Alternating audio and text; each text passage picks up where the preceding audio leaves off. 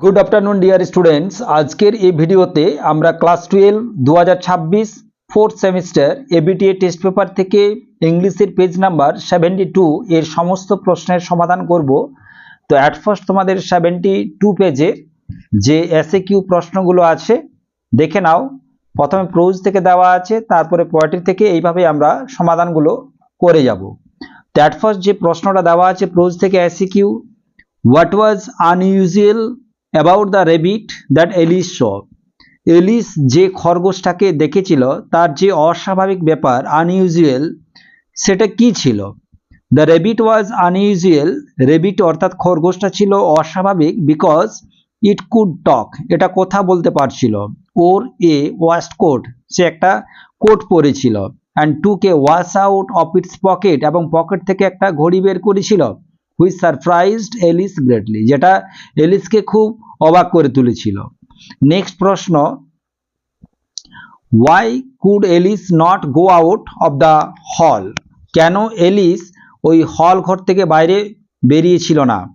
Alice could not go out of the hall because the door was very small and she had forgotten the key on the table. Alice সেই hall ঘর থেকে বের হচ্ছিল না কারণ দরজাটা ছিল অনেক ছোট এবং সে ভুলে গিয়েছিল টেবিলের উপরে ওই চাবিটা। Next question, why did the Tsar want to know the answers to the three questions, কেন জার চেয়েছিল তার যে তিনটা প্রশ্ন সে তিনটা প্রশ্নের উত্তর জানতে চেয়েছিল বা চেয়েছিলেন কেন। The Tsar wanted to know the answers to the three question because he believed that knowing the right time, the right people and the right action would help him rule wisely and successful। তাহলে যার তার তিনটা প্রশ্নের উত্তর জানতে চেয়েছিল বা চেয়েছিলেন কারণ তিনি বিশ্বাস করতেন যে সঠিক সময় যদি তিনি জানতেন, সঠিক লোক যদি তিনি বাঁচতে পারতেন বা জানতে পারতেন, সঠিক কাজটা তিনি যদি জানতেন তাহলে তার জ্ঞানের would help him rule wisely and successful, যে কোনো কাজে তিনি জ্ঞানের সাথে এবং সফলের সাথে কিন্তু সম্পন্ন করতে পারবে বা দেশ শাসন করতে পারবে। Why did the tsar decide to consult the hermit, কেন জার মনস্থির করেছিলেন ওই হারমিটের সাথে দেখা করার জন্য। The tsar decided to consult hermit because the hermit was considered very wise and could answer his three questions. তাহলে যার মনস্থির করেছিলেন হারমিটের সাথে দেখা করার জন্য কারণ হারমিট কিন্তু খুবই জ্ঞানী হিসাবে পরিচিত ছিলেন বা বিবেচিত ছিলেন এবং তিনি তার তিনটা প্রশ্নের উত্তর বলে দিতে পারতেন।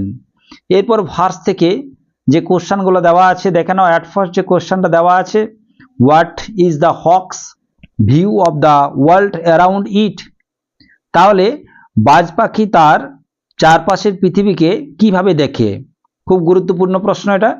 The hawk sees the world from a position of power and dominance and believes that everything exists only for its use। তাহলে বাজ পাখি নিজেকে শক্তিশালী ও কর্তৃত্বশীল মনে করে এবং মনে করে বা বিশ্বাস করে যে everything exist only for its use, অর্থাৎ পৃথিবীর সব কিছুই তার প্রয়োজনের জন্য সৃষ্টি। এইভাবে যদি তোমরা উত্তরটা লেখো তাহলে পুরো নম্বর পাওয়ার তোমাদের সম্ভাবনা বেশি। আজকের ভিডিওটি যদি ভালো লাগে অবশ্যই লাইক করবে, বন্ধুদের সাথে শেয়ার করবে আর এমন এক্সাম ওরিয়েন্টেড ক্লাস পেতে অবশ্যই চ্যানেলটিকে সাবস্ক্রাইব করে রাখবে। Second question, what does the hawk mean by I hold creation in my foot. এই যে এখানে দেওয়া আছে I hold creation in my foot, অর্থাৎ আমি আমার পায়ে পুরো জগৎকে ধরে রেখেছি। এটার দ্বারা হক কি বোঝাতে চাইছে। By I hold creation in my foot mean that the hawk feels it has complete control and power over nature and all living beings. এই যে I hold creation in my foot, এইটার দ্বারা হক বোঝাতে চাইছে বা অনুভব করত ইট হ্যাজ কমপ্লিট কন্ট্রোল, অর্থাৎ সম্পূর্ণ নিয়ন্ত্রণ আছে, and power Shakti, over nature প্রকৃতির উপর, অ্যান্ড অল লিভিং বিং অর্থাৎ সমস্ত যে প্রাণী জগৎ বা প্রাণীকুল আছে সমস্তের উপর তার কিন্তু নিয়ন্ত্রণাধীন আছে, তার উপর কন্ট্রোল আছে। Next, what do the yellow leaves symbolise in Shakespeare sonnet number 73। তাহলে 73 সনেট 73তে ইয়েলো লিভস, যে পাতাগুলো, হলুদ পাতাগুলো কিসের প্রতীক? The yellow leaves symbolize old age, decay and the nearing end of life, showing the gradual decline of youth and vitality. তাহলে এই যে হলুদ পাতাগুলো হচ্ছে কি ওল্ড এজ অর্থাৎ বার্ধক্য আছে, ডিকে অর্থাৎ ক্ষয়, and the nearing end of life অর্থাৎ জীবনের শেষের কাছের পৌঁছানো, showing the gradual decline of youth and vitality, যা যৌবন ও প্রাণশক্তির অবক্ষয় কে বোঝানো হয়েছে এখানে। নেক্সট ভার্স থেকে যে লাস্ট কোশ্চেনটা দেওয়া আছে, what is the central theme of the poem the green house effect, অর্থাৎ এখানে গ্রিন হাউস গ্যাপ ইফেক্ট যে কবিতাটা আছে তার সেন্ট্রাল থিমটা কি? The central theme of the poem is economic inequality and social injustice, highlighting the suffering of the poor caused by human greed and exploitation।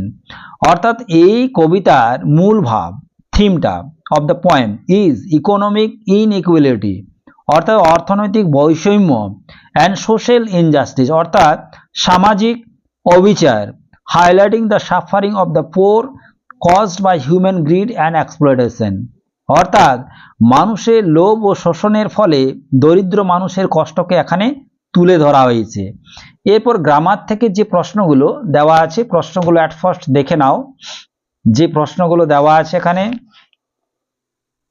At first, my mother was always punctual, she missed the train, it was very unfortunate. একটা simple সেন্টেন্সে joining করতে দেওয়া আছে, তো এটা এইভাবে লিখবে, though my mother was always punctual, she unfortunately missed the train. ঠিক আছে। নেক্সট এরপর এখানে একটা স্প্লিটিং করতে দেওয়া আছে, দেখে নাও কোশ্চেনটা। After waking up early, Ram brewed a fresh cup of tea, read a chapter of his book, and then headed to the gym to start his morning workout. তাহলে এইটা যখন আমরা স্প্লিট করব, দেখে নাও অ্যাট ফার্স্ট যে প্রশ্নটা, Ram woke up early, he brewed a fresh cup of coffee, he read a chapter of his book, then he headed to the gym to start his morning workout। এরপর এখানে article preposition দিয়ে শূন্যস্থান পূরণ দেওয়া আছে, দেখে নাও কোশ্চেনটা।